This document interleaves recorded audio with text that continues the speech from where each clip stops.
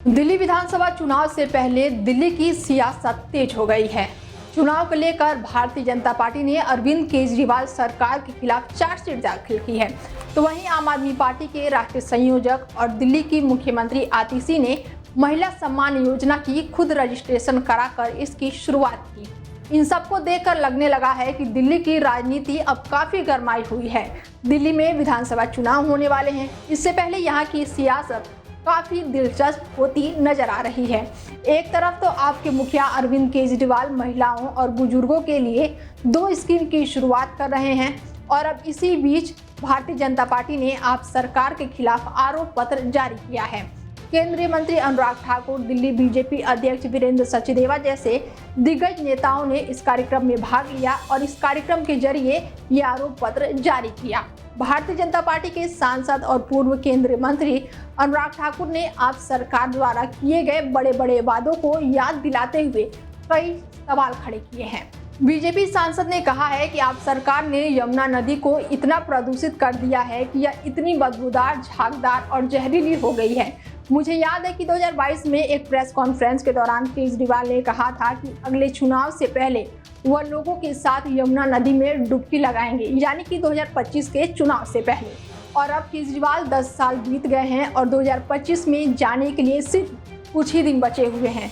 क्या यमुना की सफाई हुई? क्या यमुना साफ हो गई? घोटालों की जब बात आती है तो भ्रष्टाचार के खिलाफ केजरीवाल जी ने कहा था कि सोनिया गांधी का रिमांड लो, कुछ दिन जेल में डालो तो सब सच उगलेगी। ये मैंने नहीं, केजरीवाल जी ने कहा था। और इनकी सरकार में एक नया काम हुआ, जल बोर्ड घोटाला, क्लासरूम घोटाला, मोहल्ला क्लिनिक घोटाला, वक्फ बोर्ड घोटाला, शराब घोटाला, डीटीसी घोटाला, श्रमिक सहायता घोटाला, विज्ञापन घोटाला, हवाला घोटाला, ऐसे 9-10 घोटाले इन्होंने कर दिए। 10 साल में 10 घोटाले कर दिए। ये कैसी सरकार है जो आई भ्रष्टाचार मुक्त दिल्ली करने के लिए थी। कहते थे भ्रष्टाचार मुक्त शासन देंगे और भ्रष्टाचार युक्त शासन देने का काम किया है, जिसके 8 मंत्री, 1 सांसद और 15 विधायक जेल जा चुके हैं। कोविड के समय हमने एक बात तो देखी थी माननीय विजेंद्र जी, कि वर्क फ्रॉम होम तो चला था, work from jail model Arvind Kejriwal ने देश को दिया। आप सरकार के खिलाफ बीजेपी द्वारा आरोप पत्र जारी करने पर आपके मुखिया अरविंद केजरीवाल ने कहा है कि बीजेपी के पास चुनाव लड़ने का कोई भी एजेंडा नहीं है। उन्हें दिल्ली की जनता को बताना चाहिए कि उन्होंने 5 साल में दिल्ली के लिए क्या किया है।